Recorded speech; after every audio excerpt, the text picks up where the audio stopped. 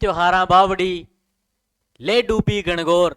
मित्रों, इसी पंक्ति के साथ अपने आज नया टॉपिक शुरू करने वाले हैं, राजस्थान के मेले एवं त्योहार।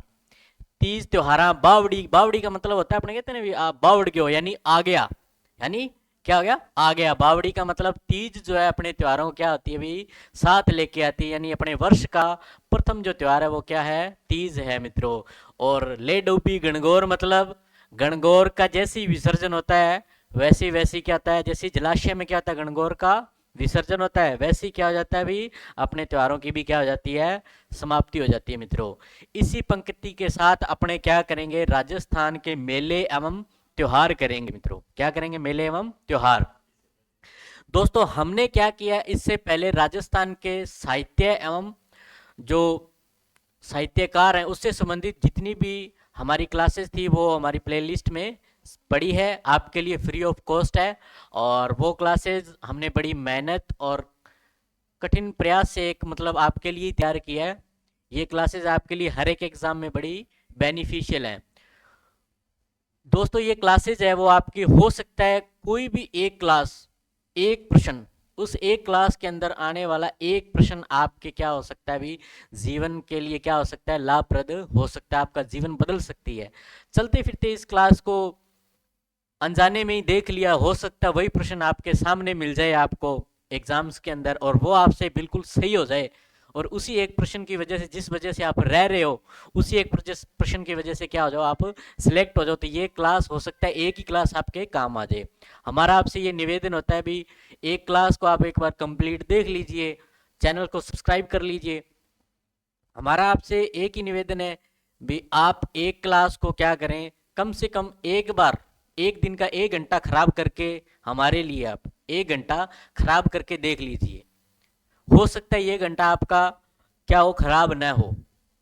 क्योंकि एक बार क्लास देखने से पहले ही हम ये डिसाइड नहीं कर सकते कि इसका कंटेंट कैसा है या कैसा नहीं है, अच्छा है या नहीं। एक बार चेक क्रॉस करने के लिए, क्रॉस चेक करने के लिए भी आप इस वीडियो को कंप्लीट देख लीजिए, हो सकता है आप कहीं ना कहीं आपको लाभप्रद हो। और मित्रों, ये जो वीडियो है फुल्ली डिटेल से आपको मेले एवं त्योहार करवाया जाएगा। ये आपके हर एक exam, even RAS, SI, REET, level first, second, first grade, fourth grade और पटवार, हर एक एग्जाम में आने वाली परीक्षाओं के लिए क्या रहेगा, ये बहुत ही ज्यादा उपयोगी रहने वाली है। एक प्रश्न तो कम से कम मेले एवं त्योहार से आ ही जाता है मित्रों।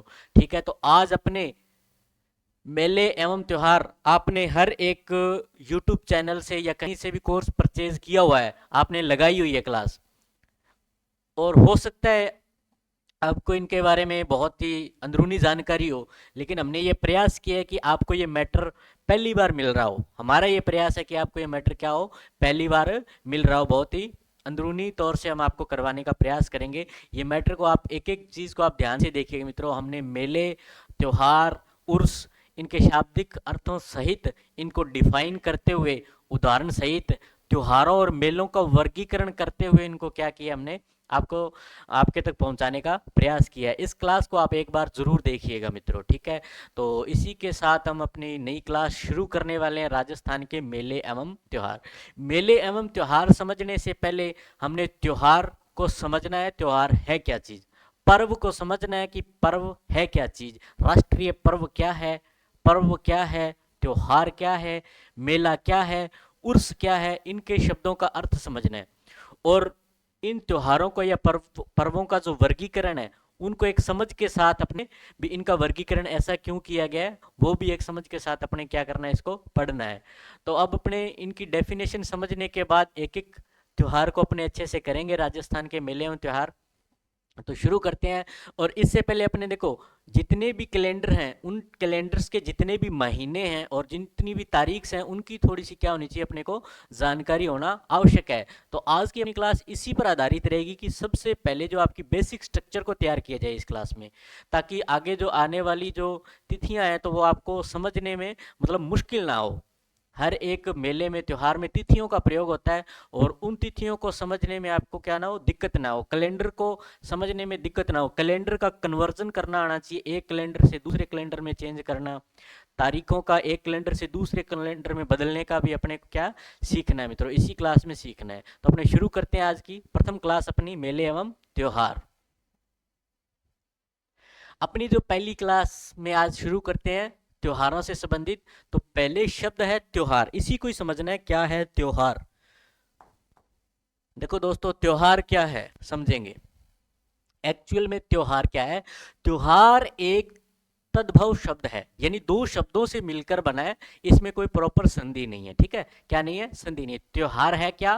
त्योहार, इसको तोड़ेंगे ना तो इसमें दो शब्द निकलते हैं, एक तो निकलती है तिथि और एक निकलता है वार, ठीक है, तिथि और वार शब्द, ये ध्यान में रखना है, तिथि और वार। तिथि का मतलब दिनांक होती है, क्या होती है अभी, दिनांक, ठीक है, और वार यानी दिन। इसका मतलब त्योहार क्या है? त्योहार ऐसा उत्सव है जिसमें तिथि और दिन क्या होता है, निश्चित होता है, ठीक है, यानी किसी निश्चित तिथि या दिन के, किसी निश्चित तिथि और दिन को, किसी उत्सव को क्या करना, आयोजित करना ही क्या कहलाता है, त्योहार कहलाता है। क्या होता है भी, किसी निश्चित तिथि और वार यानी दिन को ही क्या करना, एक किसी उत्सव को समायोजित करना, उत्सव को मनाना ही क्या होता है, त्योहार होता है मित्रों, ठीक है। तो ये क्या भी, तिथि और वार शब्द से मिलकर बना है, किससे बनना है, तिथि एवं वार शब्द से। अब याद रखना है, किसी विशेष तिथि या दिन विशेष पर धार्मिक भी हो सकता है, जातीय उत्सव भी हो सकता है, ठीक है, इन उत्सव को मनाना ही क्या होता है, त्योहार होता है, मनाना ही क्या होता है, त्योहार होता है। जैसे जातीय और त्योहार कैसे देखते हैं अभी, ईद और दीपावली, इनके एग्जाम्पल है ईद और दीपावली, ये इस्लाम धर्म के अनुयायियों के लिए, और ये दीपावली जो है अन्य जो मतलब हिंदू धर्म के जो अनुयायी हैं उनके लिए। ऐसा नहीं है कि इनको कोई मना नहीं सकता, मना कोई भी सकता है, लेकिन सामान्यतः ईद इस्लाम धर्म के अनुयायी मनाते हैं और दीपावली हिंदू धर्म के अनुयायी मनाते हैं, इस प्रकार से, ठीक है। और जैसे कि दीपावली और होली, इनका कंपैरिजन करें, दीपावली और होली का कंपैरिजन करें तो देखें, तो दीपावली तो धन की पूजा के लिए होती है, धन तो किसके पास, अपने धन किसके पास, अपने बड़ियों के पास है। तो ये मान सकते हैं भी जातिवर देखें तो बड़ियों की क्या हुई, दीपावली। तो होली, होली क्या है, होली है नए उत्सव की या नए कृषि की आने की, मतलब आगमन की खुशी में मनाया जाता है होली, ठीक है, फाग उत्सव होता है, एक्चुअल में ये क्या होता है, फाग उत्सव होता है, ये होली क्या होता है, फाग उत्सव। होलिका दहन से पहले भी होली मनाई जाती थी, ये फाग उत्सव थी, क्या था इसका नाम, फाग उत्सव, ठीक है, ये याद रखना है। और ये नए फसल के आने, यानी ये कृषकों के लिए हो गया। जैसे आखा तीज, और अपने देखें आखा तीज, क्या देखें, आखा तीज, तो आखा तीज भी किसके लिए हो गया, कृषकों के लिए हो गया, ठीक है, कृषकों के लिए आखा तीज हो गया। गंगा दशहरा, गंगा दशहरा ये भी किसके लिए होगा, कृषकों के लिए। गंगा दशहरा के दिन क्या किया जाता है अभी, नई नई जो फसल है खरीफ, खरीफ की फसल की शुरुआत के लिए, अच्छी शुरुआत के लिए क्या कहता है, कृषि उपकरणों का पूजन किया जाता है। तो इस प्रकार देखो, अपने तो त्योहार भी रंग बिरंगे हैं, जातीय उत्सव भी हो सकते हैं त्योहार, और धार्मिक उत्सव भी हो सकते हैं। तो हमने समझा भी ये धार्मिक और जातीय उत्सव कैसे हो सकते हैं त्योहार। तो त्योहार क्या है, तिथि और वार, ऐसी निश्चित दिन या ऐसी निश्चित तिथि को, ऐसी निश्चित दिन या निश्चित तिथि को मनाया जाने वाला उत्सव जो है वो क्या है, त्योहार कहलाता है मित्रों, क्या कहलाता है, त्योहार। तो हमने इनके एग्जाम्पल भी देखे, जैसे होली, ईद, दीपावली, आखा तीज, गंगा दशहरा इत्यादि, ठीक है। आगे देखते हैं, आगे देखिए शब्द मेला क्या होता है। देखो मित्रों, मेला क्या होता है, मेला, मेला संस्कृत शब्द है, कैसा शब्द है मित्रों, संस्कृत, ठीक है, और जिसका अर्थ क्या होता है, मिलना, मिलना, मेला का क्या अर्थ होता है, मिलना या एकत्रित होना। एकत्रित होने का मतलब इकट्ठे होना। आप किसी भी मेले के अंदर देखना, वहां पर क्या होती है, एक जनता क्या होती है, एकत्रित हो चुकी होती है, यानी एक सभा के रूप में भी देख सकते हैं मेला। मेला किस रूप में देख सकते हैं, सभा के रूप में भी। जैसे कि अभी कुंभ का मेला आयोजित हुआ, ये पहले क्या होता था, विद्वानों की सभा होती थी, ठीक है, विशेष तिथियों पर क्या होती थी, विद्वानों की सभा होती थी। इन्होंने धीरे धीरे क्या कर लिया, मेले का रूप ले लिया, यानी एक आयोजन का रूप ले लिया इसको। धीरे धीरे जैसे विद्वानों की सभा होती थी, इसमें क्या करते थे, विचार विमर्श होते थे, शास्त्रार्थ होता था। इस प्रकार से इन्होंने धीरे धीरे क्या कर लिया, मेलों ने एक आयोजन का रूप ले लिया, मनोरंजन का रूप ले लिया धीरे धीरे, ठीक है। तो मेले का अर्थ क्या है, मिलना, ठीक है, मिलना, मिलना या एकत्रित होना। तो मुख्य रूप से ये सभाओं में एकत्रित होते थे, ठीक है मित्रों, ये याद रखना है। तो अब मेला क्या हो सकता है, मेला धार्मिक रूप से भी हो सकता है, वाणिज्यिक यानी वाणिज्यिक मतलब व्यापार से संबंधित भी हो सकता है मेला। जैसे कि नागौर में पर्वतसर का मेला होता है, नागौर में क्या होता है, पर्वतसर का पशु मेला होता है। और चंद्रभागा नदी पर जो है चंद्रभागा पशु मेला होता है। ये जो कुछ पशु मेले होते हैं, इनमें क्या होता है, पशुओं का क्रय विक्रय किया जाता है। क्या किया जाता है, क्रय विक्रय किया जाता है, ठीक है। और विशेष प्रकार के मंडियां लगाई जाती हैं मेलों में। तो वो एक प्रकार से क्या हो गया, वाणिज्यिक हो गया, ठीक है। तो मेला धार्मिक भी हो सकता है। धार्मिक मतलब किसी धर्म विशेष के महापुरुषों की जयंती पर या उनकी पुण्यतिथि पर मेलों का आयोजन होता है। जैसे कि रामदेवरा का मेला है, ऐसे करके, ठीक है। तो ये धार्मिक हो गया एक। वाणिज्यिक का हमने अभी आपको बताया, वाणिज्यिक का एग्जाम्पल अपने देख सकते हैं क्या, कि नागौर का पर्वतसर का मेला, मल्लीनाथ जी का मेला। ये सांस्कृतिक मेले भी हो सकते हैं। सांस्कृतिक मेले कैसे ले सकते हैं अपने,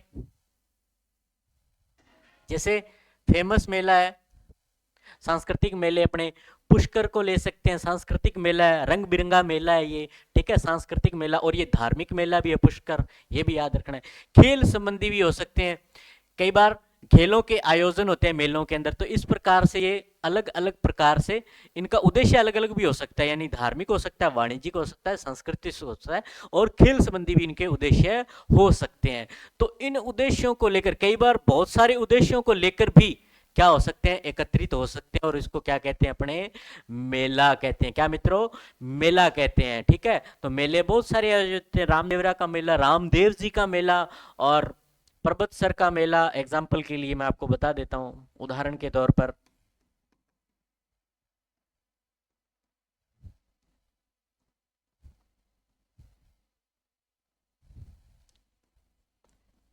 रामदेवरा का मेला,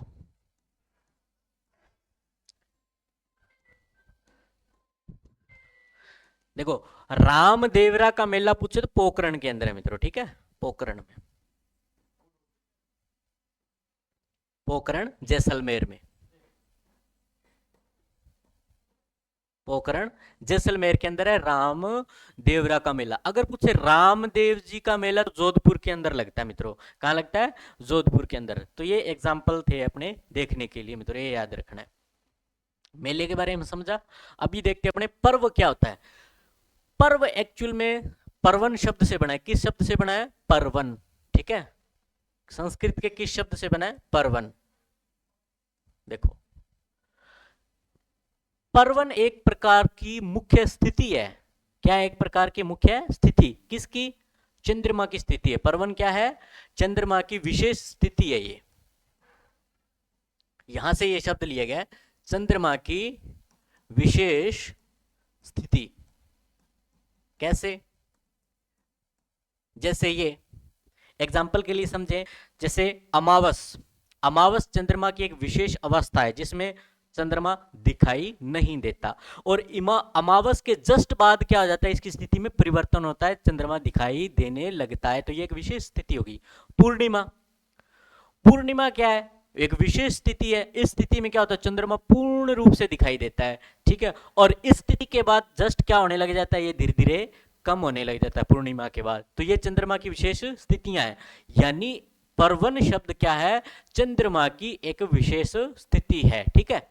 तो ये इस विशेष स्थिति से ही क्या निकलता है, पर्व अर्थात अवसर है। अवसर ही क्या है, ये त्योहार का रूप ले लिया इन्होंने, ठीक है मित्रों, ये याद रखना है। तो पर्वन क्या है, ये चंद्रमा की विशेष तिथियां हैं, इसलिए इनको परम पवित्र दिवस भी मानते हैं। क्या मानते हैं इनको, परम पवित्र दिवस। जैसे अमावस पवित्र दिवस के रूप में मानते हैं। चंद्रमा के जो 8वां दिन होता है वो भी एक विशेष दिन होता है। जैसे कि अब देखें, चंद्रमा के 15 दिन होते हैं, पखवाड़ा एक होता है, इसमें आधे दिन हो गए 7। 7 को चंद्रमा क्या हो जाता है, आधा हो जाता है। चंद्रमा क्या हो जाता है, आधा आधा हो जाता है। मतलब आधे के बाद यानी 7वें दिन के बाद जस्ट क्या हो जाती है, इसमें क्या होती है, स्थिति में परिवर्तन हो जाती है। ठीक है, तो इस प्रकार से जो मुख्य जो दिवस है ये चंद्रमा के, एक तो 8वां दिन हो गया, 14वां दिन हो गया। 14वें दिन के बाद भी चंद्रमा क्या दिखाई देने लग जाता है, या तो पूर्णतः और या फिर चंद्रमा पूर्णतः गायब हो जाता है 14वें दिन के बाद।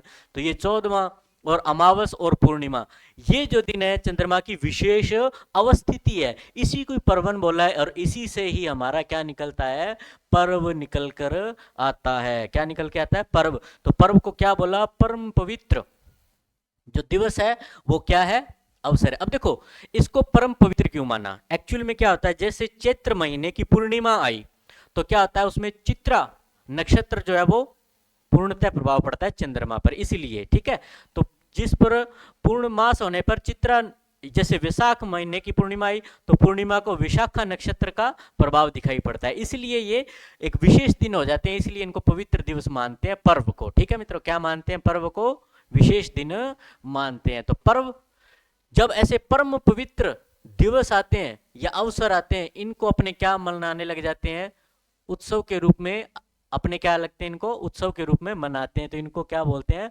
पर्व कहते हैं। क्या कहते हैं भी, पर्व। ठीक है, ये याद रखना है। पर्व क्या कहलाता है, किसी, अब देखो किसी समुदाय द्वारा मनाया जाने वाला वार्षिक आयोजन क्या होता है, पर्व होता है। वार्षिक आयोजन क्या होता है, पर्व होता है मित्रों। ठीक है, तो जैसे भी ये विशेष पर्व आते हैं तो ये वर्ष में एक एक बार आते हैं, इसीलिए इनको क्या, पर्व एक प्रकार से इनको मनोरंजन की दृष्टि से और खुशी और हर्ष और उल्लास की दृष्टि से इनको मनाया जाता है। ठीक है मित्रों, ये समुदाय द्वारा, विशेष समुदाय द्वारा मनाया जाने वाला वार्षिक आयोजन क्या कहलाता है, पर्व मित्रों। अभी देखो, भारतीय पर्वों को उद्देश्यों के आधार पर बांटा जा सकता, भारतीय पर्वों को उद्देश्यों के आधार पर बांटा जाता है। देखो ये वर्गीकरण आपको रटने नहीं है, अपने को 1 मिनट में याद हो जाएंगे। कैसे, इसको समझकर, पर्व अलग अलग क्यों है, इसको रटना नहीं है, समझना है। देखो कुछ पर्व जयंती के उपलक्ष्य में मनाए जाते हैं, यानी महापुरुष होते हैं उनकी जयंती अपने क्या करते हैं, मनाते हैं। जैसे अभी अपने 14 अप्रैल को, ठीक है, डॉक्टर भीमराव अंबेडकर जी की जयंती अपनों ने मनाई। ठीक है, इसी प्रकार से अपने जयंती मनाते हैं। कुछ जयंतियां होती हैं, गांधी जी की जयंती अपने मनाते हैं। उसी प्रकार से रामनवमी है, वो जयंती के रूप में मनाते हैं। हनुमान जी की जयंती के रूप में मनाते हैं। परशुराम जी की जयंती के रूप में मनाते हैं। महात्मा बुद्ध की अपने जयंती के रूप में मनाते हैं। ठीक है, और गुरु नानक जी की जयंती के रूप में अपने अपने क्या मनाते हैं, पर्व मनाते हैं। तो एक प्रकार के त्योहार अपने उन्हें अलग कर लिए, जो कि क्या होते हैं, जयंती पर्व होते हैं, यानी जिनको अपने जयंती के रूप में, यानी जयंती यानी उनका जन्म दिवस मनाने के लिए अपने क्या करते हैं, जैसे अपना बर्थडे हो गया वैसे ही महापुरुषों का बर्थडे जो हो गया वो क्या हो गया, जो बर्थडे वो क्या हो गया, जयंती पर्व हो गया। ठीक है, एक तो ये याद हो गया। अच्छा ठीक है, दूसरी बात, अब देखो भारत के अंदर प्रत्येक मनुष्य की सोच अलग अलग होती है, हर एक जगह पर हर एक मनुष्य की सोच अलग अलग होती है। ठीक है, तो जैसे सोच अलग अलग हुई, वैसे ही अपने जैसे कृषि के आधार पर भी अपनों ने क्या किए, पर्वों को बांट लिया। कृषि के आधार पर, जैसे ऋतुओं के आधार पर भी अपनों ने पर्वों को बांट लिया। या तो कोई ऋतु समाप्त हुई या कोई ऋतु का आगमन हो गया, उसके उपलक्ष्य में अपनों ने त्योहार मना लिया। ठीक है, जैसे ही अपने क्या हुआ, कृषि के आधार पर, जैसे अपनों ने फसल काट कर अपने फ्री हो गए। अब फ्री हो गए तो मतलब अब आनंद करने का, जैसे भी मतलब अपने घर में कोई भी काम नहीं बकाया बचता तो अपने कह सकते हैं यार अब अपने टीवी देख लेते हैं, तो वही एक चीज है मनोरंजन। ठीक है, कुछ पर्वों को अपने मनोरंजन के लिए मनाते हैं, ताकि बेला टाइम है, फ्री है अपने, और फ्री टाइम है तो अपने इसको एंजॉय कर लेते हैं। तो यही है अपने भारत के अंदर, यही खासियत है भी, काम भी दबा के करो, फिर समय आए तो समय पर ही उत्सव मनाओ। ठीक है, ये चीज है। अब देखो कुछ पर्व क्या है अपने, कृषि पर्व हैं। कुछ पर्व कैसे हैं अपने, कृषि पर्व हैं, या तो नई फसल की आगमन की खुशी में, या फिर नई खेती तैयार करने की उपलक्ष्य में अपने पर्वों को मनाते हैं।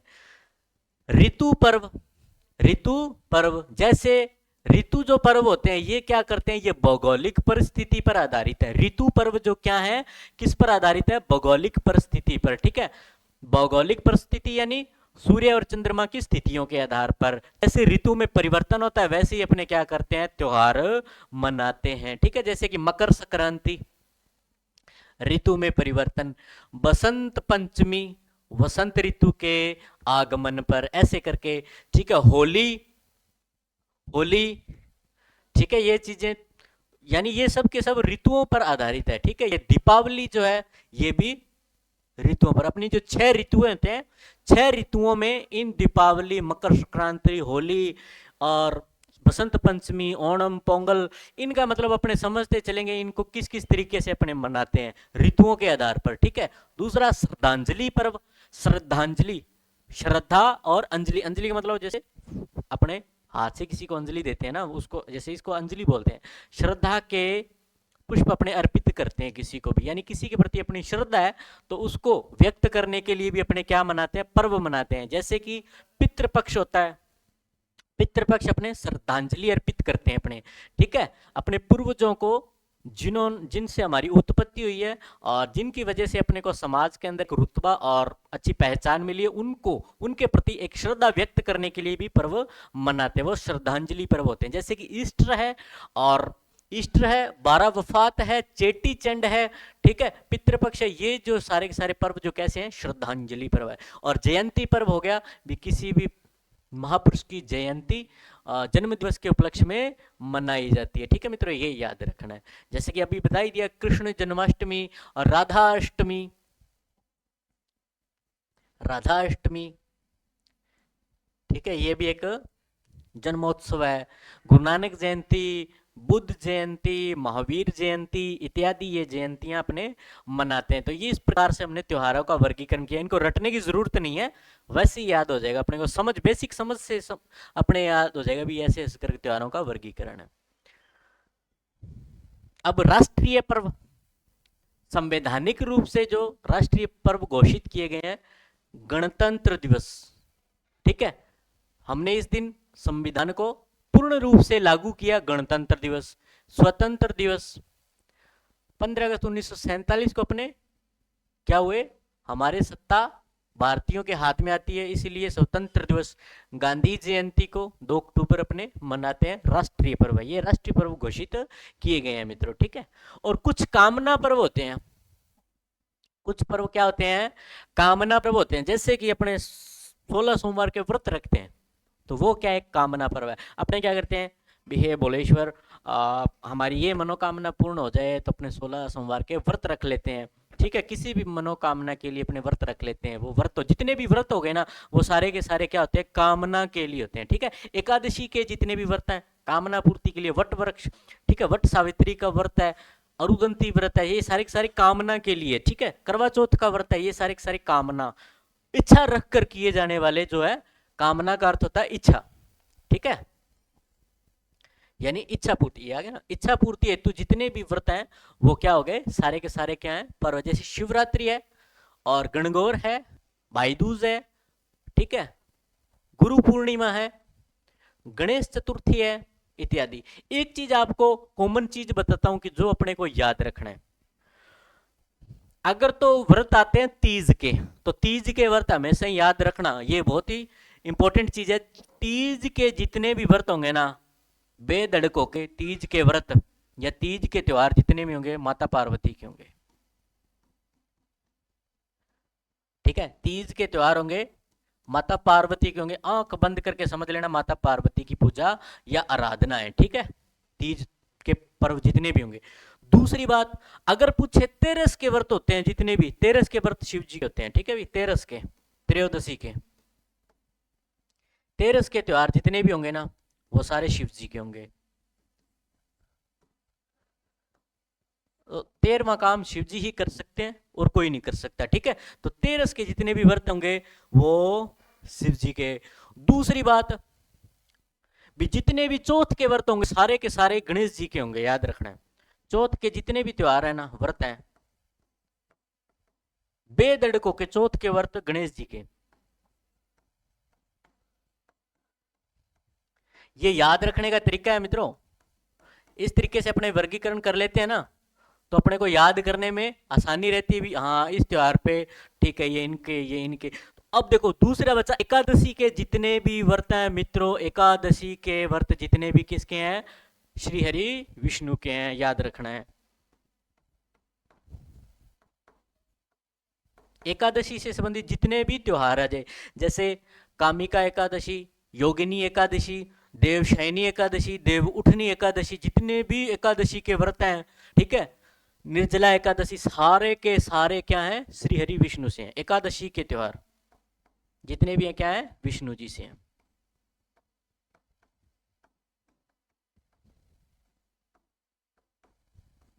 ठीक है मित्रों। और कुछ व्रत अपने क्या रखते हैं, प्रकृति के पूजन से, जैसे अशोक अष्टमी प्रकृति का पूजन, ठीक है, और नेवला नवमी प्रकृति का पूजन, ठीक है, ये चीज है। और कुछ ऐसी चीजें जैसे बच्छ बारस प्रकृति के पूजन का संकेत है, ये पीपल पूर्णिमा प्रकृति के पूजन का संकेत है। ठीक है मित्रों, ये याद रखना है अपने को। तो देखो तीज के त्योहार याद रखना, माता पार्वती के होंगे, आंख बंद करके, चाहे कोई मर्जी तीज है, 12 के 12 महीनों की तीज माता पार्वती की ही है, ये याद रखना है। ठीक है ना। और चौथ, चौथ सारे सारे गणेश जी के ही होंगे, चाहे कौन सा भी आ जाए, ठीक है ना, चाहे करवा चौथ आ जाए, वहां भी करवा चौथ के देखना चौथ माता के साथ गणेश जी की फोटो होगी, ये याद रखना है। ठीक है ना। करवा चौथ ये सारी डिटेल से आपको बताएंगे भी करवा चौथ के साथ गणेश जी क्यों है, ठीक है, ये भी याद रखना है। और जितने भी तीज के हैं वो माता पार्वती के हैं। एकादशी के व्रत जो हैं भी श्री हरि विष्णु के हैं। और तेरस के जितने भी व्रत हैं जी, ये 14 के और 13 के व्रत किसके हैं, ये शिव जी के हैं। 14 का व्रत हनुमान जी का होता है मित्रों, ठीक है, ये याद रखना है। अब ये सारी सारी चीजें आ गई, ये सारी सारी इच्छा पूर्ति हेतु ये सारे सारे पर्व अपने मनाते। ये मित्रों बहुत इंपॉर्टेंट डेटा है, ये याद रखना है। तीज माता जी के, चौथ गणेश जी का, तेरस का शिव जी का, और एकादशी अपने विष्णु जी का व्रत हुआ है, ये याद रखना है। ठीक है नहीं, तीज का जितना ही व्रत है माता जी का रखा हमारा सारा सारा, माता पार्वती हुआ है भाई सारी, चाहे किसी भी माता आपा नाम दे दिया मैंने, वो माता पार्वती को ही रूप हुआ वो, ठीक है नहीं, माता पार्वती का ही सारा रूप है जितना भी है। उर्स, उर्स किसे कहते हैं देखो, उर्स शब्द का शाब्दिक अर्थ पूछे तो विवाह होता है। क्या होता है भाई, विवाह। क्या होता है, विवाह। और विवाह का अर्थ क्या होता है, मिलन होता है। क्या होता है, विवाह का अर्थ क्या होता है, मिलन। ठीक है। अब दूसरी बात, ये अरबी भाषा का शब्द है उर्स। उर्स क्या होता है, सूफी संत होता है ना, सूफी संत की पुण्य तिथि पर ही क्यों ये उत्सव मनाया जाता है, समारोह मनाया जाता है। अब आप कहोगे सर अगर ये इसका अर्थ विवाह है तो फिर इसकी पुण्यतिथि पर क्यों मनाया जाता है, पुण्यतिथि तो फिर तो मृत्यु हो रही है पुण्यतिथि पर, तो फिर ये विरोधाभास कैसा। इसमें कोई विरोधाभास नहीं है, इसके अंदर एक आध्यात्मिक कारण है कि उर्स जो है मिलन है। कैसे, इसके अंदर ये होता है किसी सूफी संत की आत्मा का इस पुण्यतिथि के दिन, इस सूफी संत की आत्मा का इस परमात्मा से मिलन होता है इस दिन, इसलिए क्या मनाया जाता है, उर्स मनाया जाता है मित्रों, याद रखना है। ठीक है, इस दिन, इस दिन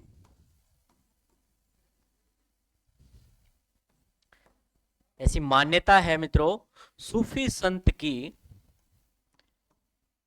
आत्मा का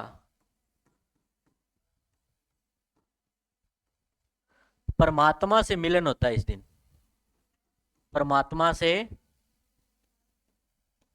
विवाह होता है इस दिन। ठीक है, आत्मा आपने सुना ही होगा मित्रों, बाकी सब नारियां हैं, परमात्मा ही एक नर है। ठीक है, ये याद रखना।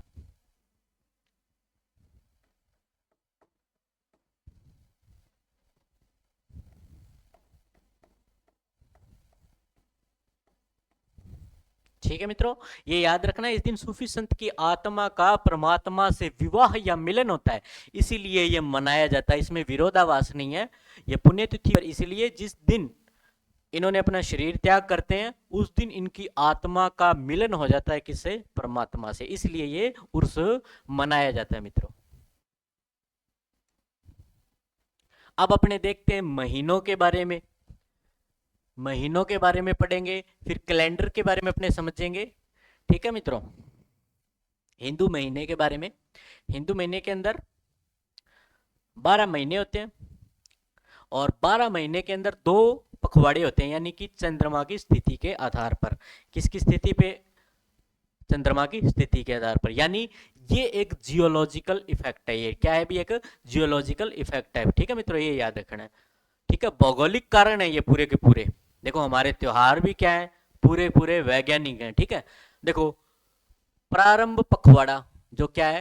कृष्ण पक्ष कहलाता है। क्या कहलाता है? कृष्ण पक्ष। अब कृष्ण का अर्थ क्या होता है? कृष्ण का अर्थ होता है श्याम वर्ण या काला। ठीक है, काला। तो इन दिनों में क्या होता है? कृष्ण पक्ष में, कृष्ण पक्ष में क्या होता है? चंद्रमा घटता है। कृष्ण पक्ष में क्या होता है? चंद्रमा हमेशा ही घटता है। चंद्रमा का प्रकाश घटता है, दिन ब दिन घटता है, यानी अंधकार की ओर बढ़ता है, यानी काला हो जाता है। रात्रि क्या हो जाती है? काली हो जाती है, इसलिए कृष्ण पक्ष कहा। ठीक है, ये याद रखना। इसको अपने क्या कह सकते हैं?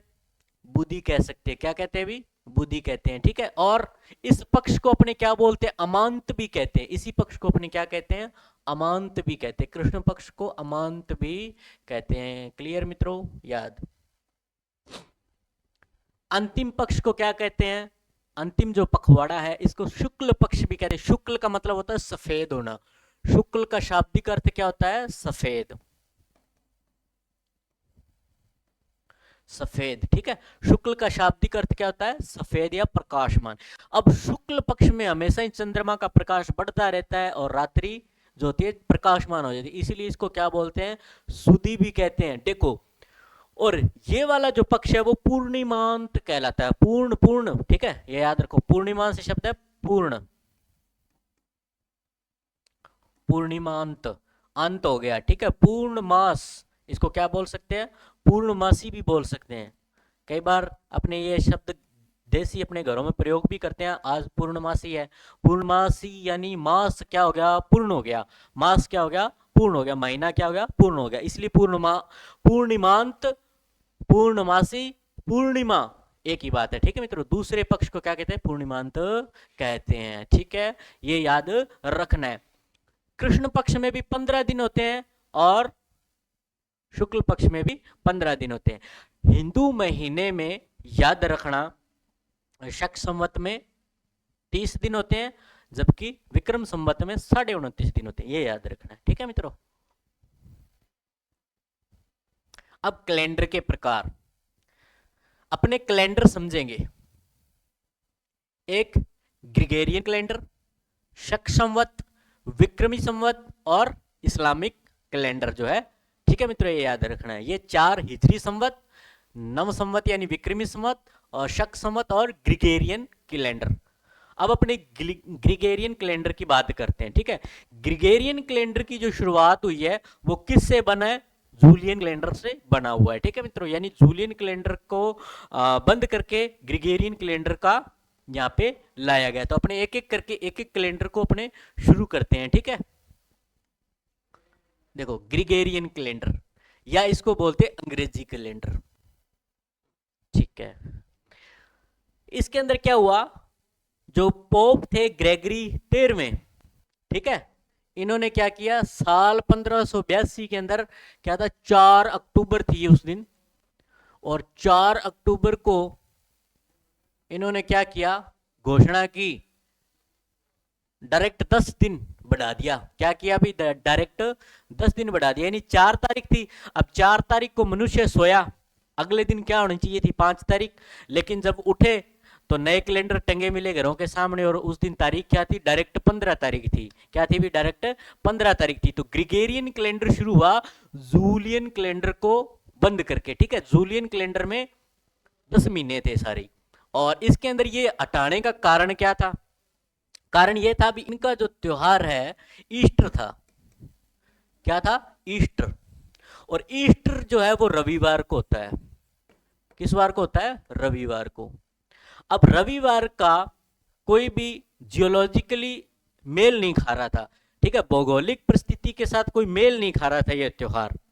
तो इस वजह से इन्होंने क्या किया, एक भौगोलिक परिस्थिति के साथ तालमेल बिठाने के लिए ये 10 दिन डायरेक्ट ही बढ़ा दिए, और डायरेक्ट 10 दिन बढ़ाकर क्या किया, ग्रिगोरियन कैलेंडर शुरू कर दिया। इस दिन गुरुवार था, क्या था मित्रों, गुरुवार।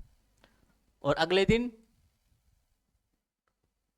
10 दिन क्यों बढ़ाया, 10 दिन इसलिए बढ़ाया भी गुरुवार है, गुरुवार के अगले दिन शुक्रवार आना था, ठीक है। और 10 दिन के बाद ऐसे रिपीट करके शुक्रवार आना चाहिए था, इसलिए इन्होंने 10 दिन ही बढ़ाया।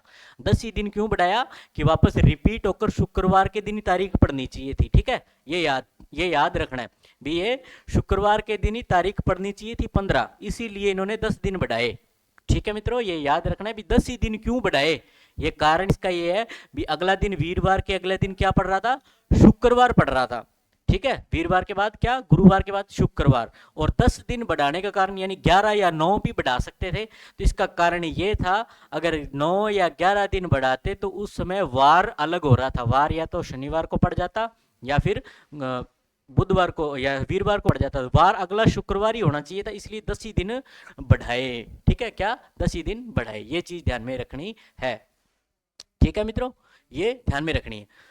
अब जूलियन कैलेंडर में परिवर्तन कर इसे बनाया गया। अब चक्कर ये था भी, ये जो 21 मार्च है, 21 मार्च को वसंत विषु होता है। 21 मार्च को क्या होता है, वसंत विषु।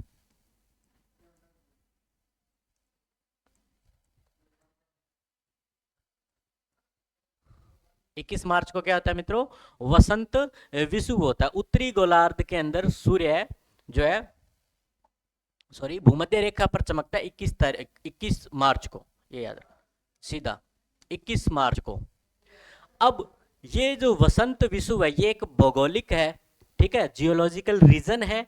अब इन्होंने क्या किया, इस 21 मार्च के बाद अपने क्या करेंगे, 21 मार्च के बाद जस्ट जो पूर्णिमा आएगी, और पूर्णिमा के बाद जस्ट जो पहला रविवार होगा वही अपना क्या होगा, ईस्टर होगा, वही अपना क्या होगा, ईस्टर होगा। इसलिए इन्होंने 21 मार्च को डिसाइड किया, ठीक है मित्रों, ये याद रखना। एक ही चीज और याद रखनी है, ग्रिगोरियन कैलेंडर वर्ल्ड के अंदर, विश्व के अंदर सर्वाधिक प्रयोग होता है, ठीक है। दूसरा, कैथोलिक चर्च का ये संस्थागत कैलेंडर है, ये क्या है भी, संस्थागत कैलेंडर है।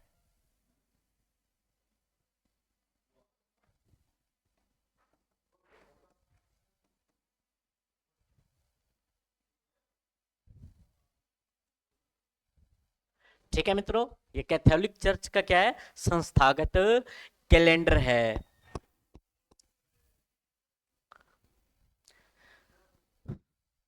इनका जो रीजन था वो क्या था, ईस्टर में वसंत विषु के बाद पहली पूर्णिमा के बाद पहले रविवार को मनाया जाना था ईस्टर, इस वजह से इन्होंने ऐसा किया मित्रों, ठीक है, ये याद रखना है। अब जो इनके जो महीने होते हैं, प्रथम जनवरी और फरवरी, मार्च, अप्रैल, मई, जून, जुलाई, अगस्त, सितंबर, अक्टूबर, नवंबर और दिसंबर, ये जो महीने हैं 12 के 12 महीने होते हैं। इसके अंदर महीने कितने होते हैं, इनमें 12 होते हैं। पहली तारीख जो होती है इनकी 1 जनवरी होती है, इनकी पहली तारीख क्या होती है, 1 जनवरी, और अंतिम जो दिन होता है वो 31 दिसंबर होता है। आपको इस चीज को बताने की क्या जरूरत है, तो बताने की जरूरत इसलिए है क्योंकि जो जनवरी महीना है ना, इनके जो देवता है जेनस, उस जेनस के नाम पर है जनवरी, क्या है भी, जेनस के नाम से जनवरी। अभी देखो इनका जनवरी से ही क्यों महीना शुरू हुआ, ये इसलिए हुआ क्योंकि इनके जो देवता तो जो थे रोमन देवता हैं, ये रोमन्स के देवता जो है जेनस, जेनस जो है ये परिवर्तन के देवता माने जाते हैं। क्या माने जाते हैं अभी, परिवर्तन के देवता,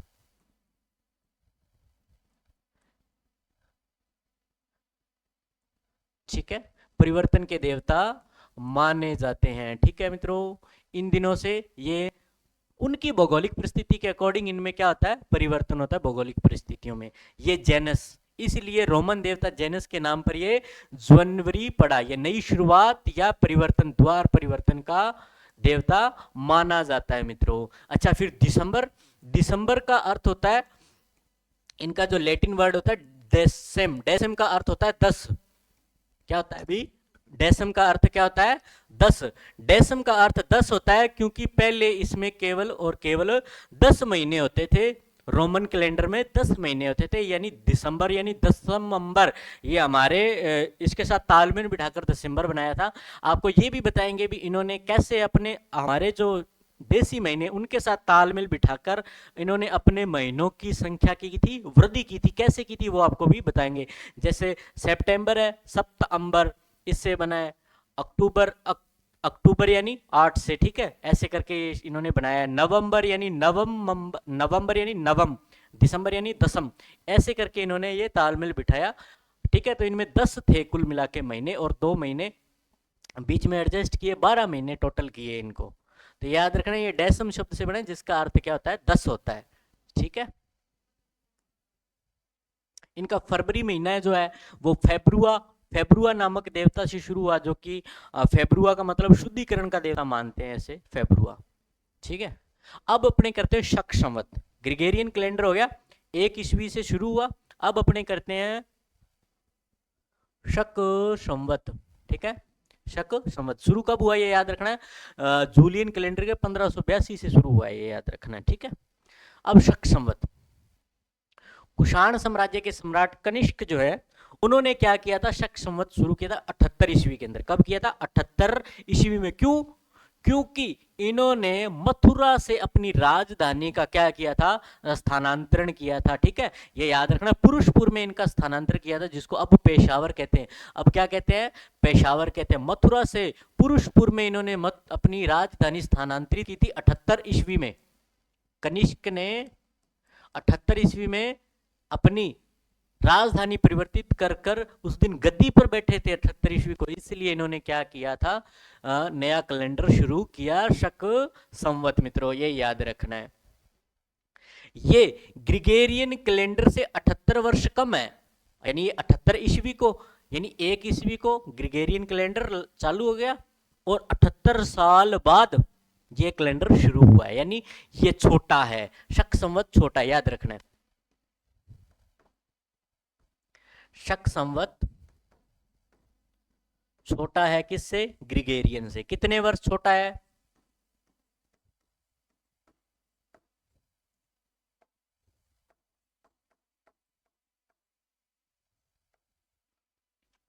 कितने वर्ष छोटा है, 78 वर्ष छोटा है मित्रों, ये याद रखना। 78 साल बाद जन्म हुआ इसका, ये याद रखना है। और जिसका जन्म बाद में होता है वो छोटा होता है, ठीक है। भारतीय संविधान में शक संवत को 22 मार्च 1957 में अपनाया गया, 22 मार्च 1957 में मनाया गया। देखो 22 मार्च भौगोलिक परिस्थिति का एक कारण है, इसलिए 22 मार्च को ये अपनाया गया, ठीक है मित्रों, ये याद रखना। 1957 में भारतीय संविधान में शक संवत को राष्ट्रीय पंचांग के रूप में कब अपनाया, 22 मार्च 1957 में, ठीक है, ये याद रखना। अगर सामान्य वर्ष है तो 22 मार्च होता है, और अगर ये अधिवर्ष होता है, लीप वर्ष होता है, तो 21 मार्च को अपना ये विषुव होता है, वसंत विषुव, ये याद रखना है। इसका प्रथम माह चैत्र माह की प्रथम तारीख होता है, पहली तारीख, ठीक है। और अंतिम माह जो होता है इसका फाल्गुन होता है, फाल्गुन अंतिम महीना तो यानी चैत्र वैशाख ज्येष्ठ आषाढ़, इस प्रकार से ये 12 महीने जो होते हैं, इसकी फाल्गुन यानी पूर्णिमा इसका लास्ट दिन होता है, फाल्गुन पूर्णिमा इसकी अंतिम दिन होता है। और ये जो है याद रखना, ये राष्ट्रीय पंचांग है, तो इसका मतलब सरकारी उद्देश्यों में शक संवत का प्रयोग किया जाता है। ये भारतीय संविधान ने इसको राष्ट्रीय पंचांग के रूप में शक संवत को अपनाया है, इसलिए ये सरकारी उद्देश्यों में, जैसे राजपत्रों में किसका प्रयोग किया जाता है, शक संवत का प्रयोग किया जाता है मित्रों। एक इसमें संबंध जो है, अब याद रखना, शक संवत छोटा है, ईस्वी सन बड़ा है, ठीक है, ईस्वी सन बड़ा है। कितने वर्ष बड़ा है, ईस्वी सन 78 वर्ष बड़ा है। जैसे अपने एग्जाम्पल से समझ सकते हैं, इसमें अपने 78 वर्ष क्यों घटाया, इनको बराबर करना है, इनको क्या करना है, इनको बराबर करना है। कैसे करेंगे शक संवत और ईस्वी सन को बराबर, जैसे अपने एग्जाम्पल ले सकते हैं। जैसे आपके भाई की आयु आपसे 5 वर्ष बड़ी है, ठीक है, आपके भाई की आयु आपसे 5 वर्ष बड़ी है, तो आप उसको बराबर कैसे करोगे, आप अपने भाई की आयु में 5 वर्ष कम कर दोगे, 5 वर्ष घटा दोगे, जो घटी हुई आयु आपकी आयु की क्या हो जाएगी, बराबर हो जाएगी। वैसे ही सेम टू सेम इसकी आयु 78 वर्ष कम है, किससे, ईस्वी सन से। ईस्वी सन 78 वर्ष बड़ा है, इसलिए इन दोनों को बराबर करने के लिए 78 वर्ष घटा दिया, ठीक है, अब इसका कन्वर्जन भी अपने सीख लेंगे, कन्वर्जन भी अपने सीख लेंगे। तो शक संवत अपने निकालना है, तो ईस्वी सन में क्या करेंगे, 78 वर्ष घटा देंगे। क्या करेंगे, 78 वर्ष घटा देंगे मित्रों। जैसे कि अब मैं कहूं, जो हमने 1550 ईस्वी है, इसमें किस में कन्वर्ट करना है इसको, शक संवत में कन्वर्ट कीजिए इसको। किस में कन्वर्ट करना है, शक संवत में। तो कैसे कन्वर्ट करेंगे, ईस्वी सन बड़ा है, इसमें 78 घटा देंगे। तो शक चाहिए, शक संवत चाहिए, तो अपने क्या करेंगे, 1550। 78 बड़ा है ना, 78 घटा दिया, माइनस 78 किया इसमें से, तो हमारे पास क्या आ जाएगा, शक संवत आ जाएगा। तो 1550 एग्जाम्पल लिया ये मैंने।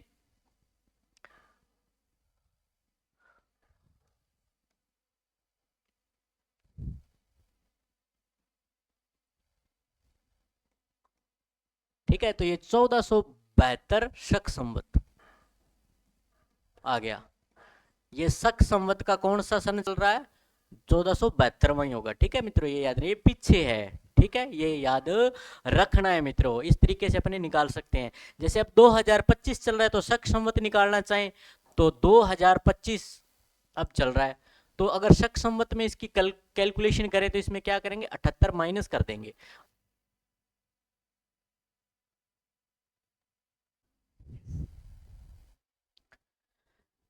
मित्रों, थोड़ा क्लास के अंदर टेक्निकल इश्यू के कारण आवाज़ बंद हो गई थी, तो अपने इस क्लास को कंटिन्यू करते हैं। हम यहाँ थे कि अभी जो सन जो चल रहा है, ईस्वी सन 2025, इसको अपने शक संवत में क्या करना है, कन्वर्ट करना है, यानी बदलना है। तो कैसे करेंगे इसके अंदर, तो शक संवत जो है वो 78 वर्ष छोटा है किससे, ईस्वी सन से। तो 78 वर्ष इसमें से क्या कर देंगे, माइनस कर देंगे। इसके अंदर माइनस करेंगे तो क्या आएगा, ये 7 और 4 9 1947, यानी कि शक संवत में आ गया ये 1947। अब देखो, शक संवत के अनुसार तो अपने भी क्या हुए, आजादी हुए मित्रों, ये याद रखना है। इस प्रकार से अपने क्या कर सकते हैं, कन्वर्जन कर सकते हैं। हमें शक संवत देकर ईस्वी सन भी पूछ सकता है, ईस्वी सन देकर शक संवत भी क्या पूछ सकता है। ठीक है, तो कोई भी एक अपने सन ले सकते हैं जिसको शक संवत मानकर ईस्वी सन में कन्वर्ट कर सकते हैं। ठीक है, अगर ईस्वी सन में कन्वर्ट करना है तो शक में क्या करेंगे, 78 वर्ष क्या कर देंगे, प्लस कर देंगे अपने। ये चीज थोड़ा सा ध्यान में रखनी है। अब अपने देखते हैं विक्रमी संवत। विक्रमी संवत, विक्रमी संवत क्या है कि जो उज्जैनी के सम्राट विक्रमादित्य है, चक्रवर्ती सम्राट विक्रमादित्य ने शकों पर विजय प्राप्त की थी। शकों को परास्त करने के बाद इन्होंने इस उपलक्ष्य में क्या किया, एक विक्रम संवत का क्या किया, अभी शुभारंभ किया। ठीक है, ये 57 वर्ष पहले, कितने, किससे 57 वर्ष पूर्व, ईस्वी सन से 57 वर्ष पूर्व, ईस्वी सन से 57 वर्ष पूर्व। ठीक है, इसका मतलब विक्रम संवत ईस्वी सन से बड़ा है। ठीक है, 57 वर्ष बड़ा है, ये चीज ध्यान में रखनी है। और जो विक्रम संवत है, ये हिंदू पंचांग विक्रम संवत पर ही आधारित है, ये याद रखना है। ये विक्रम संवत कोई नव संवत भी कहते हैं। क्या कहते हैं अभी, नव संवत, मतलब नया संवत शुरू किया था। ठीक है, तो उस नव संवत मतलब इससे पहले फिर कौन सा संवत चला था, ब्रह्म संवत चलता था मित्रों, ये याद रखना है। ठीक है, उज्जैन के सम्राट विक्रमादित्य ने शकों पराजित कर दिया। ये हिंदू पंचांग किस पर आधारित है, विक्रम संवत पर आधारित है। दूसरी बात, गणितीय रूप से देखें, गणना के अनुसार देखें तो विक्रम संवत एकदम करेक्ट है, शुद्ध मान देता है। ठीक है, ये याद रखना। इसका जो प्रथम दिन है, चैत्र शुक्ल प्रतिपदा है। ठीक है, क्या है, चैत्र शुक्ल प्रतिपदा है। देखो, यानी देखिए, वर्ष के अंदर प्रथम माह देखें तो चैत्र माह होता है। क्या होता है अभी, चैत्र माह। लेकिन चैत्र माह प्रारंभ कहां से होता है, चैत्र कृष्ण, चैत्र कृष्ण प्रतिपदा। ठीक है, प्रथमा से क्या होता है, चैत्र कृष्ण प्रथमा से चैत्र महीना प्रारंभ हो जाता है। लेकिन इस वर्ष को प्रथम दिवस क्यों नहीं माना, इस वर्ष में चैत्र कृष्ण प्रतिपदा प्रथम क्यों नहीं माना, क्योंकि इस पक्ष में चंद्रमा का प्रकाश घटता है। क्या होता है, चंद्रमा का प्रकाश दिनों दिन घटता है और धीरे धीरे अमावस की ओर जाता है। नहीं, रात्रि अंधकार की ओर अग्रसर होती है। लेकिन हमारे भारतीय जीवन का क्या है, एक पॉजिटिव थिंक रहती है कि एक सकारात्मक सोच रहती है कि हमें किसकी ओर जाना है, प्रकाश की ओर वृद्धि करनी है, यानी ज्ञान की ओर, प्रकाश की ओर वृद्धि करनी है, अग्रसर होना है। तो इसीलिए चैत्र शुक्ल प्रतिपदा को प्रथम दिन माना नववर्ष का। क्यों?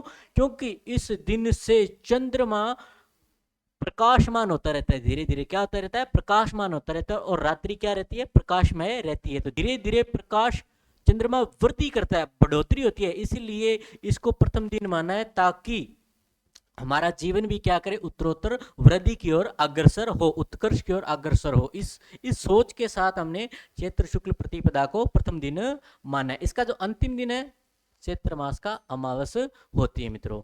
अब देखो इसके अंदर क्या है, विक्रम संवत में 29.5 दिन होते हैं।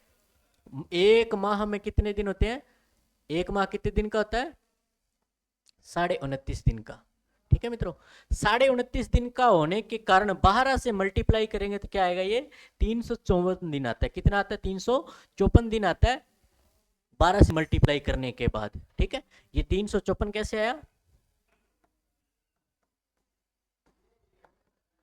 ठीक है, तो ये 354 दिन आ गया। अब लेकिन जो क्या होता है, एक वर्ष सामान्यतः 100 दिवस, 365 सौर दिवसों का एक वर्ष होता है।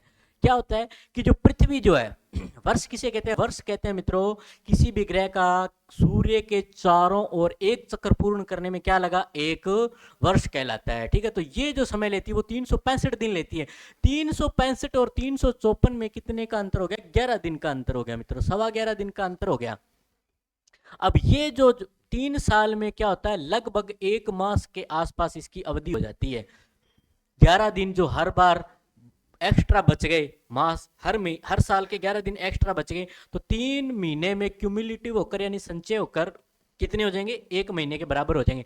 तो 3 साल बाद, 3 साल में लगातार 11-11 करके एक महीने के बराबर अवधि प्राप्त हो जाती है। तो ये एक महीना जो एक्स्ट्रा है वो चौथे साल अपने इसको अधिमास के रूप में काउंट करते हैं, इसीलिए इसको अधिमास के लिए व्यवस्था की गई है। इसी को अधिमास कहते हैं, इसी को क्या कहते हैं, लीप वर्ष में इसको अधिमास या मल मास, और इसी को ही पुरुषोत्तम मास भी कहते हैं मित्रों। ठीक है, इसीलिए ये व्यवस्था की गई है ताकि ये गणना बिल्कुल सटीक रहे। ठीक है, ताकि सौर गणना और चंद्र गणना की तालमेल बराबर रहे, इसलिए अधिमास की क्या गई, व्यवस्था की गई है। अब देखो अधिवर्ष में 13 माह होते हैं। क्यों 13वें मास को अधिमास कहते हैं, मल मास कहते हैं, इसी को पुरुषोत्तम मास भी कहते हैं। क्योंकि पुरुषोत्तम मास इसीलिए कहते हैं, पुरुषोत्तम किसे कहते हैं, पुरुषों में जो उत्तम है वो हरि है। क्या है, हरि यानी नारायण है। और इन्होंने इस महीने में क्या लिया था, नृसिंह अवतार लिया था। क्या लिया था भाई, नृसिंह अवतार। और इसी अधिमास के कारण तारीखें दो दो हो जाती, कई बार पूर्णिमा, अमावस, चौदस और अमावस इकट्ठी हो जाती है, इस वजह से ही हो जाती है। ठीक है, ये गणना के कारण नृसिंह अवतार लिया था, इसी वजह से पुरुषोत्तम मास कहा जाता है। क्यों कहा जाता है, क्योंकि जो हिरण्यकश्यप को वरदान मिला था कि ना तो बाहर, ना ही घर के अंदर, ना ही आसमान में ऊपर, ना ही नीचे, ना ही पृथ्वी पर। ठीक है, तो इसको नृसिंह अवतार ने क्या किया था, अपने जो घुटनों के बल लेटाकर और बिल्कुल दहलीज पर क्या किया था, इसका वध किया था हिरण्यकश्यप का। और घुटनों पर लेटाया था ताकि वो ना तो आसमान में थे और ना ही पृथ्वी पे थे, दहलीज पर, ना ही वो अंदर थे, ना ही क्या थे, वो बाहर थे। ठीक है, इस कारण से अपने क्या करते हैं, ये नृसिंह अवतार की कथा थी। इससे मतलब ये याद रखना है, मल मास और पुरुषोत्तम मास के बारे में ये याद रखना है। ठीक है, तो अपने इसके महीने याद करने हैं। क्या करने हैं, 12 के 12 महीने याद करने हैं। कैसे याद करेंगे, देखो चैत्र के अंदर मार्च और अप्रैल, बस एक जोड़ी याद कर लो, बाकी सारी की सारी क्या हो जाएगी, याद हो जाएगी। चैत्र के 15 दिन याद करने, 15 दिन इसके अंदर काउंट करने, और अप्रैल के 15 दिन काउंट करने। ठीक है, तो ये चैत्र के और अप्रैल के 15-15 दिन। देखो ग्रेगोरियन कैलेंडर और इसके कैलेंडर में 15 दिन का अंतर होता है, इसलिए ये मार्च के 15 दिन और अप्रैल के 15 दिन। देखो मार्च की क्लोजिंग अपने समझते हैं ना, भी मार्च क्लोजिंग है। मार्च क्लोजिंग क्या होता है, मार्च क्लोजिंग भी इसी पर बेस्ड है। कि अपना जो नववर्ष है वो कहाँ से शुरू हो जाएगा, ठीक है। अधिवर्ष में अप्रैल से शुरू हो जाता है, इसलिए मार्च क्लोजिंग, यानी चैत्र से नववर्ष शुरू हो जाता है, ठीक है। चैत्र से नववर्ष शुरू हो जाता है, इसलिए ये चीज ध्यान में रखनी है। इसलिए मार्च क्लोजिंग भी मार्च क्लोजिंग, अप्रैल क्लोजिंग क्यों नहीं है या फरवरी क्लोजिंग क्यों नहीं, इस कारण है, ठीक है, ये याद रखना है। अब देखो इसके 12 के 12 महीने याद रखने हैं मार्च, और इसके जो 15 दिन बचे हुए इसमें काउंट करने हैं वैशाख में। चैत्र, चैत्र को चैत्र नाम क्यों पड़ा, क्योंकि जब चैत्र मास की जिस मास की पूर्णिमा में, जिस मास की पूर्णिमा में चित्रा नक्षत्र का प्रभाव होता है वो चैत्र होता है। जिस मास की पूर्णिमा में विशाखा नक्षत्र का प्रभाव होता है वो विशाख होता है। जिस मास की पूर्णिमा में ज्येष्ठ नक्षत्र का प्रभाव होता है वो ज्येष्ठ होता है, ठीक है। इस प्रकार से इनके नाम पड़े। तो चैत्र, वैशाख, ज्येष्ठ, आषाढ़, ये सारे के सारे नक्षत्रों पर आधारित है। 12 नक्षत्र की एक विशेष स्थिति है, इसलिए 12 माह होते हैं, ठीक है मित्रों, ये याद रखना है।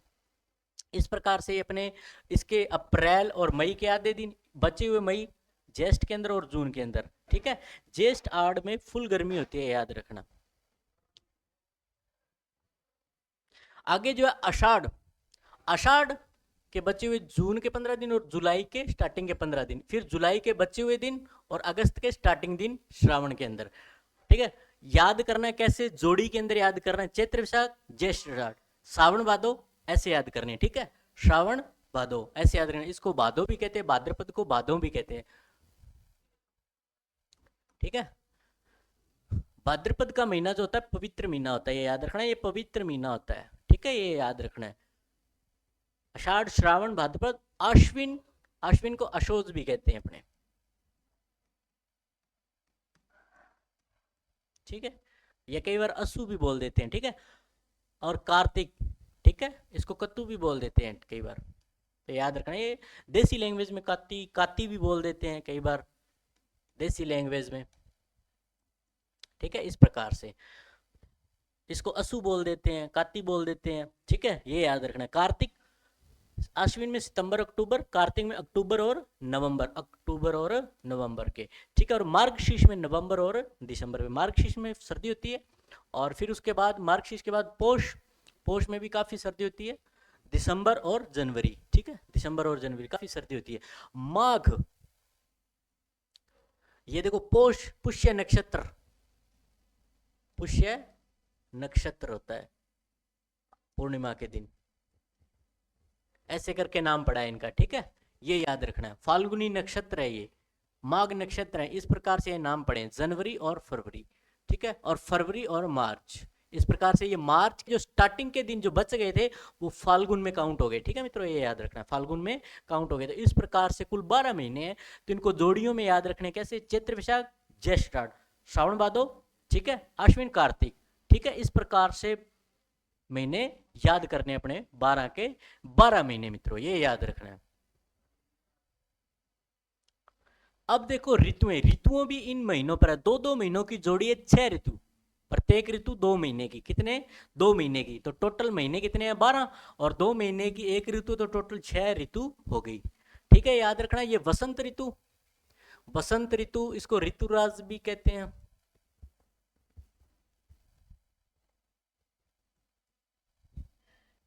ऋतुराज भी कहते हैं। ये प्रथम ऋतु मानी जाती है वर्ष की, प्रथम ऋतु। अब देखो फाल्गुन महीने का अंतिम दिन था, अंतिम महीना था साल का, फाल्गुन जो फाग उत्सव मनाया जाता, वो क्यों मनाया जाता, वसंत ऋतु के आगमन में, फाग उत्सव, याद रखना। होलिका दहन से पहले भी होली मनाई जाती थी फाग उत्सव के नाम से, ये एक भौगोलिक स्थिति है, फाग उत्सव क्या है, एक भौगोलिक स्थिति है, क्या कि इस समय वसंत ऋतु का आगमन होता है, उस वसंत ऋतु की आगमन की खुशी में क्या मनाया जाता है, फाग उत्सव मनाया जाता था मित्रों वर्षों से, ठीक है, ये चीज ध्यान में रखना है। ग्रीष्म ऋतु, ग्रीष्म ऋतु देखो, ग्रीष्म मतलब गर्मी, ज्येष्ठ और आषाढ़ के 2 माह, ठीक है। वर्षा ऋतु, श्रावण भादो वर्षा, ये सबको याद है, वर्षा ऋतु, ठीक है। शरद ऋतु, अश्विन कार्तिक, देखो इस वसंत ऋतु में भी ना गर्मी ना सर्दी, और शरद ऋतु में भी ना गर्मी ना सर्दी, और हेमंत बिल्कुल सर्दी है पूरी, ठीक है। और फिर शिशिर, माघ और फाल्गुन। अब देखो कैसे याद करना है, कभी भी देखना एकदम से सर्दी नहीं आएगी, एकदम से गर्मी नहीं आएगी, धीरे धीरे चेंज होगा बस। ठीक है, ऋतु में धीरे धीरे चेंज होगा। एकदम सर्दी नहीं आएगी, एकदम गर्मी नहीं आएगी। कैसे, एक चक्र को समझना है इसको। वसंत ऋतु ना सर्दी है ना गर्मी है, इसके बाद धीरे धीरे कन्वर्जन हुआ, क्या हुआ, मौसम में परिवर्तन हुआ, धीरे धीरे ग्रीष्म ऋतु आई। अब ग्रीष्म के बाद एकदम से सर्दी नहीं आ सकती, तो पहले बारिश हुई, बारिश से मौसम कुछ ठंडा होगा, ठीक है। और उसके बाद ऋतु कौन सी आई, शरद ऋतु, ना सर्दी है ना गर्मी है। इसके बाद फिर ठंड आ गई, ठीक है, क्या आ गई, ठंड आ गई। अब ठंड के बाद फिर वापस से मौसम डाउन जाने लग गया, टेम्परेचर वापस से फिर बढ़ने लग गया, वापस से फिर बढ़ने लगा, तो इसके बाद वापस से ये ऋतु आ जाती है, बसंत ऋतु। फिर से क्या आ जाती है, शिशिर के बाद बसंत ऋतु आ जाती है। और बसंत में ना गर्मी है ना सर्दी। देखो यहाँ पर भी देखो, सर्दी के बाद थोड़ी सी कम ठंड हो जाती है, फिर शिशिर के बाद बसंत ऋतु में ना गर्मी है ना सर्दी है, और फिर ये ग्रीष्म ऋतु आती है। तो देखो, ना तो एकदम से गर्मी आती है ना एकदम से सर्दी है, तो धीरे धीरे यानी ग्रेजुअल, यानी कि क्या होता है, सतत परिवर्तन होता है, फिर मौसम में परिवर्तन होता है, ये याद रखना है, ठीक है। ये चीजें ध्यान में रखनी है। तो बसंत ऋतु जो चैत्र के महीने में होता है, क्या होता है, कई बार बारिश आ जाती है तो बहुत ज्यादा सर्दी भी लगने लग जाती है। तो बसंत ऋतु में ना गर्मी ना सर्दी होती है, ठीक है। तो ये चीज ध्यान में रखनी है आपको।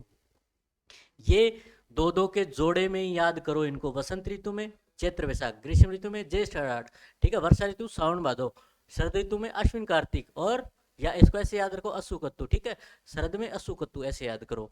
और मार्गशीर्ष पोष, मार्गशीर्ष पोष, शिशिर में माघ और फाल्गुन, माघ और फाल्गुन मित्रों। इस प्रकार से अपने 6 की 6 ऋतुएं याद कर सकते हैं। विक्रम संवत, विक्रम संवत 57 साल बड़ा है किससे, ईसवी सन से। तो 57 साल बड़ा है ईसवी सन से, ईसवी सन छोटा है, विक्रम संवत बड़ा है, ये याद रखना।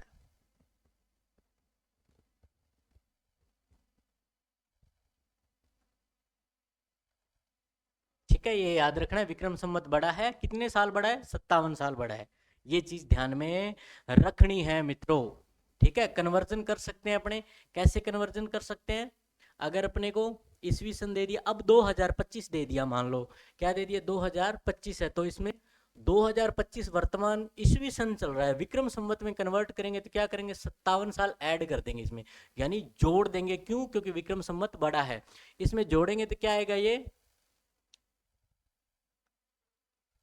देखो 2082 विक्रम संवत, क्या आएगा भाई, 2082 विक्रम संवत। इस प्रकार से अपने इसको लिख सकते हैं, किसको, 2025 को विक्रम संवत में लिख सकते हैं मित्रों, ये याद रखना है। अब देखो नया सन है हिजरी संवत।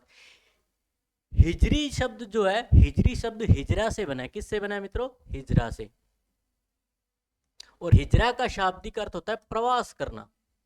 क्या होता है भी, प्रवास करना, यानी पलायन करना, यानी चले जाना, ठीक है, प्रवास करना या पलायन करना या चले जाना, ठीक है।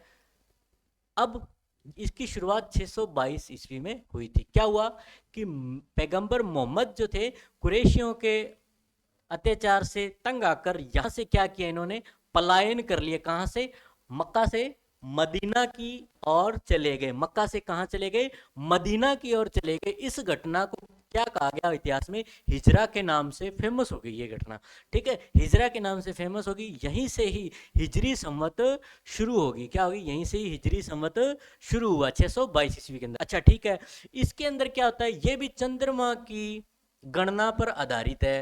ये कैलेंडर भी किस पर आधारित है, चंद्रमा की गणना पर आधारित है, ठीक है, चंद्रमा की गणना पर आधारित है। तो इसका मतलब इसका महीना भी लगभग फिर क्या है, 29.5 दिन का ही है। इसमें भी 12 महीने होते हैं, 29.5 दिन का फिर क्या बनेगा दिन, 354 दिन का बनेगा, ठीक है। अगर अधि वर्ष है तो, लीप वर्ष है तो 355, एक दिन एक्स्ट्रा हो जाएगा, ये चीज ध्यान में रखनी। अच्छा, इसका जो नव वर्ष है, ईसवी सन के नव वर्ष से 10 दिन पहले ही आ जाता है, ठीक है, ये 10 दिन पहले ही आ जाता है, यानी ये नवंबर के एंड में ही ये शुरू हो जाता है, क्या, इनका मुहर्रम का महीना, ये चीज ध्यान में रखना है, ठीक है।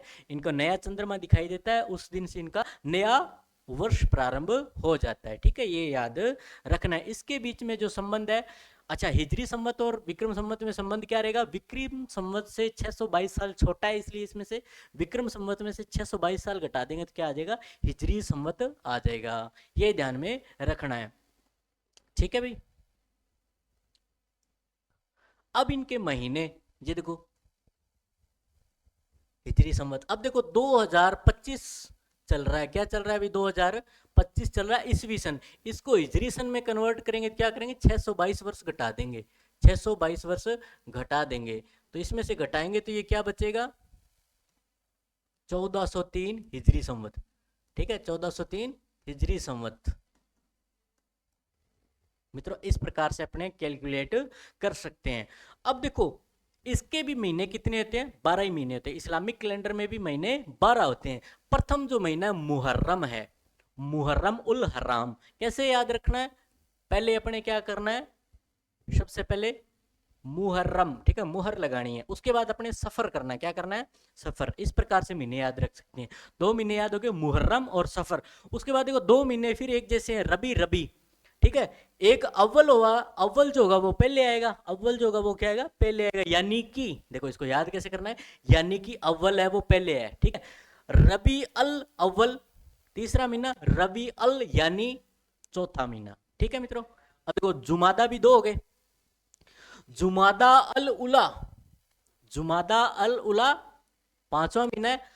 जुमादा अल अखीरा, अखीरा मतलब आखिर में, ऐसे याद रख लेना, उला के बाद आखिर। जुमादा 2 हो गए, जुमादा अल उला, जुमादा अल अखीरा, ठीक है, छठा महीना ये हो गया। तो इस प्रकार से ये 2 महीने याद रख सकते हैं। अगला महीना जो है 7वां रज्जब, रज्जब को क्या देनी है? शाबाश, ठीक है। तो रज्जब 7वां महीना और शाबान 8वां महीना। पवित्र रमजान महीना पवित्र 9वां महीना है। रमजान में क्या है भाई? 9वां महीना है। और रमजान के बाद है शव्वाल, क्या है भाई? शव्वाल। अब फिर से 2 महीने एक जैसे, धू अल कादा और धू अल हिज्जा, धू अल कादा और धू अल हिज्जा, ये याद रखना, धू अल कादा और धू अल हिज्जा। मित्रों ये 12 के 12 महीने इस प्रकार से अपने याद कर सकते हैं। कैसे? पहले मुहर लगानी है, फिर सफर करना है, मुहर्रम उल हराम, फिर दूसरा महीना सफर, इस तरीके से याद कर सकते हैं। रबी में रबी अल अव्वल, रबी अल यानी अव्वल, यानी कि जो अव्वल होगा वो पहले, ठीक है। यानी कि रबी में 2 महीने, एक अव्वल और एक यानी, यानी जो अव्वल वो पहले, ठीक है। दूसरा जुमादा उला और अखीरा, उला एक तो उला है जुमादा में, एक वो अखीरा है, अखीरा यानी बाद में, याद रखना, जुमादा अल उला, जुमादा अल अखीरा। फिर रजब शाबान, रजब को शाबाश देनी है अपने को, ये याद करने का तरीका है मित्रों, ठीक है। एक पवित्र रमजान महीना, फिर शव्वाल, फिर धू अल कादा, धू अल हिज्जा। इस प्रकार से ये 12 के 12 महीने हमने इस्लामिक कैलेंडर के किए मित्रों। अच्छा एक अपने क्या रहता है कि एक रिलेशन अपने क्या होता है कि हमने सभी कैलेंडर के रिलेशन देख लिए, ठीक है। शक का और विक्रम संवत में अपने संबंध एक निकाल सकते हैं। क्या था कि हमारा जो विक्रम संवत है, ध्यान से समझना है इस संबंध को, विक्रम संवत ईसवी सन जो है, ईसवी सन से कितने वर्ष बढ़ा है? 57 वर्ष बढ़ा है मित्रों। क्या बढ़ा है? 57 वर्ष, इसको ध्यान से देखना है। और शक संवत जो है, शक संवत जो है वो क्या है? ईसवी सन से, ईसवी सन से क्या है? ईसवी सन से कितने वर्ष छोटा है? 78 वर्ष छोटा है मित्रों। कितने? 78 वर्ष छोटा है। अब अपने क्या है, विक्रम संवत और शक संवत के बीच में रिलेशन निकालना चाहिए, क्योंकि हमने क्या किया था उधर, विक्रम संवत और ईसवी सन में रिलेशन देखा, और इधर शक संवत और ईसवी सन में। अब अपने क्या करें, विक्रम संवत को शक संवत में या शक संवत को विक्रम संवत में कन्वर्जन करना है, तो एक रिलेशन अपने निकाल सकते हैं। कैसे? यहाँ पे देखो ईसवी सन यहाँ पर कॉमन है, ईसवी सन क्या है? कॉमन है। अपने अगर थोड़ी सी मैथ का प्रयोग करें तो ईसवी सन को कट कर सकते हैं। कैसे? कि यहाँ पर इनके निशान चेंज किए इस समीकरण में, यहाँ पर ये हो गया और ये प्लस हो जाएगा। जैसे ये करेंगे तो ये कट हो जाएंगे, ठीक है। तो यहाँ पर हमारे पास क्या आया? विक्रम संवत, विक्रम संवत माइनस शक संवत, ठीक है। विक्रम संवत माइनस शक संवत, इधर क्या होगा? 57 और 78 जोड़ दिया तो क्या आया? 135 वर्ष आया। क्या आया? 135 वर्ष आ गया। अब 135 वर्ष आ गया। इसका मतलब एक चीज तो ये क्लियर होगी, विक्रम संवत और शक संवत में अंतर कितने सालों का है? 135 वर्ष का है। कितने का? 135 वर्ष का है मित्रों। ये बहुत इंपॉर्टेंट रिलेशन है। एक चीज और देखो, ये शक संवत इधर चला जाए तो ये प्लस का हो जाएगा। विक्रम संवत, ये शक संवत बराबर के इधर गया तो क्या? शक संवत प्लस का हो गया, ठीक है। शक संवत और प्लस में क्या आ गया? 135 वर्ष आ गया, 135 वर्ष। इसका मतलब अपने ये कह सकते हैं कि विक्रम संवत शक संवत से कितने वर्ष बड़ा है? 135 वर्ष बड़ा है। हमें कोई भी सन दे दे, कोई भी हमें सन दे दे और अपने उसको किस में कन्वर्ट करना है? उसको किस में कन्वर्ट करना है? जैसे शक संवत में दे दिया, विक्रम संवत में कन्वर्ट करना है तो क्या 135 जोड़ देंगे, 135 जोड़ देंगे। अगर विक्रम संवत दे दिया, उसको शक संवत में कन्वर्ट करना है तो उसमें 135 घटा देंगे। एक चीज ध्यान में रखनी है अपने माइंड के अंदर कि विक्रम संवत जो क्या है? बड़ा है किससे? शक संवत से। ये चीज माइंड के अंदर रहेगी तो अपने घटाना है कि जोड़ना है, ये चीज याद रह जाएगी मित्रों, ठीक है। तो अपने कोई भी एक रिलेशन देखते हैं जिसको अपने मान लो एक उदाहरण से अपने समझ सकते हैं। क्या उदाहरण? ये देखते हैं कि विक्रम संवत 2082 है। कितना है? विक्रम संवत 2082 है, ठीक है। विक्रम संवत 2082 है, इसको शक संवत में कन्वर्ट करो तो कैसे करेंगे? शक संवत में कन्वर्ट करना है तो शक संवत छोटा है तो इसका मतलब विक्रम संवत में से 135 घटा देंगे मित्रों। तो 135 हमने क्या किया? माइनस किया। माइनस करेंगे तो क्या आएगा? ये 7 और ये आएगा 4, इधर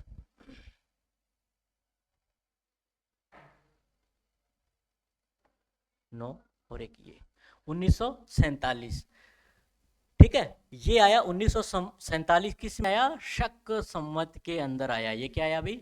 शक संवत में आया मित्रों, ठीक है। इस प्रकार से अपने जितने भी संबंध है वो अपने निकाल सकते हैं। अब ये मित्रों, ये क्लास अगर आपने ध्यान से देखी तो कैलेंडर के कन्वर्जन में आपको कभी भी कोई प्रॉब्लम नहीं आएगी। इसके कैलेंडर के कन्वर्जन में कभी भी कोई प्रॉब्लम नहीं आएगी। अब आपकी मित्र प्रथम क्लास जो है वो मेले और त्योहार से संबंधित, ये बेसिक स्ट्रक्चर थी मेले और त्योहार से संबंधित समझने के लिए, वो आपकी क्या होती है मित्रों? कंप्लीट होती है। और इसको आपने जरूर, इसको डिटेल से इस क्लास को आपने जरूर देखना है। इस क्लास को आपने अगर धैर्य से देखा है तो ही आपको क्या होगा? अगली की सारी क्लासें क्या हो जाएंगी? बिल्कुल माइंड के अंदर फिट हो जाएंगी, टेक्निकली समझ में आएंगी पूरी की पूरी क्लास। मेले एवं त्योहार मित्रों टेक्निकल क्लास है पूरी की पूरी, और आपको एकदम से करेक्ट समझ में आएगा। ये जितने जितने कैलेंडर थे ये सारे के सारे टेक्निकल थे। अब ये इसका आधार है, ये बेस है, ठीक है। तो ये क्लास आप ध्यान से देखते हो तो सारे के सारे मेले और त्योहार आपको चुटकियों में याद हो जाएंगे। तो आज की ये क्लास देखने के लिए मित्रों बहुत बहुत धन्यवाद। और इस क्लास को ज़्यादा से ज़्यादा शेयर, कमेंट और ज़्यादा से ज़्यादा इस क्लास को लाइक कीजिए। आपको मित्रों लाइक का बटन दबाने में आपका कुछ नहीं जाता है, और लाइक के बटन दबाने के लिए कंजूसी न बरतें। एक थोड़ा सा 1 घंटा आप एक दिन का 1 घंटा खराब करके एक बार ये क्लास देख लीजिए, उसके बाद आप ये क्लास जरूर सारी की सारी देखोगे मित्रों। तो आज के लिए आपको इतना ही, और अगली क्लास के लिए आप में कुछ और नया लेके आएंगे मित्रों, तो उसके लिए आप जरूर वेट कीजिए मित्रों। Thank you.